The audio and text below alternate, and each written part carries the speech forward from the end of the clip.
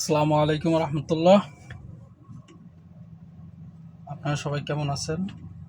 আশা করি সবাই ভালো আছেন। খুবই গুরুত্বপূর্ণ একটা কথা বলবো, সেটা হলো করাপশন নিয়ে। বাংলাদেশে এটাই এখন ট্রেন্ডিং চলতেছে, করাপশন। এই বিষয়গুলো আপনাদেরও জানা উচিত। আপনারা যারা, আমি বেশিরভাগ দুটা কথাই আমার ভিডিওতে বলি। এক হলো রাস্তা নিয়ে, মানে রোড নিয়ে, সড়ক নিয়ে, আর হলো মেডিকেল নিয়ে। দেখেন আমার ভিডিওতে এগুলাই বেশি আছে। সো এখন আমি দেখাচ্ছি আপনাকে মেডিকেলের বিষয়টা। একটা মেডিকেল কিভাবে দুর্নীতি করে এবং আপনারা কিভাবে প্রতারিত হন।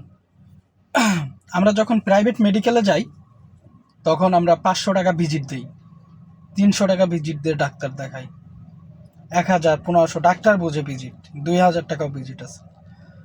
এখন কথা হচ্ছে যে যাদের কাছে, আমাদের মতো গরিব যারা আছে, মধ্যবিত্ত যারা আছে, যারা নিম্ন পর্যায়ে, তারা যে মেডিকেলে যায়, তারা তো আর ওই মেডিকেলে যায় না, কারণ তাদের কাছে টাকা নাই। তাদের জন্য সরকার সরকারি মেডিকেল দিয়ে দিছে। ওই সরকারি ডাক্তারগুলো যখন মেডিকেল করেন, একটা টাইম আছে, এই কয় ঘন্টা এই মেডিকেল করার পরে তারপরে মানে এইখান থেকে সরকারি জায়গা থেকে টাকা পায় এবং উনি প্রাইভেটও রুগী দেখে। তো ওই ডাক্তার সরকারি মেডিকেল থেকে বলে যে আমি অমুক ইসে বসি, ল্যাবেডে, আপনি অমুক জায়গায় আসেন, অমুক ল্যাবে আমি বসি। তো ওইখানে যখন যান একটা ভিজিট দেওয়া লাগে। সো আমি ওই প্রাইভেটের কথা বলতেছি না, আমি বলতেছি যে প্রাইভেটের মতো সরকারি মেডিকেল কিভাবে ব্যবসা করে, সেটাই আর কি আপনাদের ধারণা দিচ্ছি। নাম্বার ওয়ান, প্রথমেই আপনার ওই 400-500 টাকা যাবেই আপনার মেডিকেলের গেটে ঢুকতেই।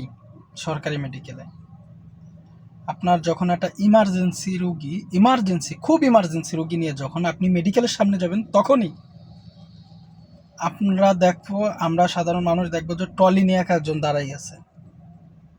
এখন বলেন যে এটা কি হেল্প করার জন্য? No no no.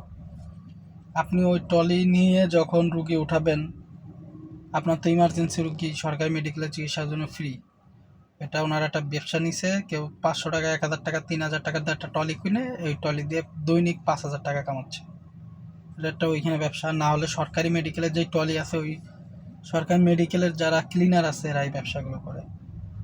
মনে করেন যে আপনার ওই ট্রলি নিয়ে দাঁড়াই থাকে, রুগী ইমার্জেন্সি নিয়ে গেলে বলে যে কয় তলায়, অমুক তলায়। ওরাই আপনারা বলে দেবে যে অমুক তলায় বেড খালি নাই, অমুক জায়গায় বেড খালি আছে, এত টাকা লাগবে, ট্রলি নিয়ে যেতে হবে। যদি বেড থাকে আপনার দিবে, বেড না থাকলে নাই। যদি ডাক্তার তো অবশ্যই ভর্তি দিয়ে দেবে, বেড দিয়ে বলবে যে বেড থাকলে বেডে নেন। কিন্তু ওনারা আপনার এই নিচ থেকে উপর পর্যন্ত ট্রলি দিয়ে, মানে সিঁড়ির ভিতরে, আপনার তো ওই তাক তাক সিঁড়ি না, এমনি গোল্লা সিঁড়ি, যেটা মেডিকেলে থাকা হচ্ছে ট্রলি সিরিয়ালদের জন্য, ইমার্জেন্সি রুগী আসলে নিয়ে যেতে পারে এবং ওইখান থেকে আবার নিয়ে আসতে পারে। তো ওই ট্রলিটা ওনাকে আপনি 100 টাকা 200 টাকা দিলে হবে না, ওনাদের চার্জ আছে 300, 400, 500 টাকা চার্জ করে। আপনি নিয়ে যাবেন, যাইয়া উপরে ওই ডাক্তার ওইখানে ভর্তি দেবে। ডাক্তার কিছু দেখার পরে তারপরে আপনার নিয়ে যাবে হলো মেন হচ্ছে ওই যে যেই আপনার ইসে ভর্তি দিছে, যেই যে ক্যাবিনে, ওইখানে নিয়ে আপনাকে দিয়ে আসবে। 500 টাকার নিচে আপনার ভর্তি হবে না, মানে ট্রলি ভাড়া হবে না, দুঃখিত।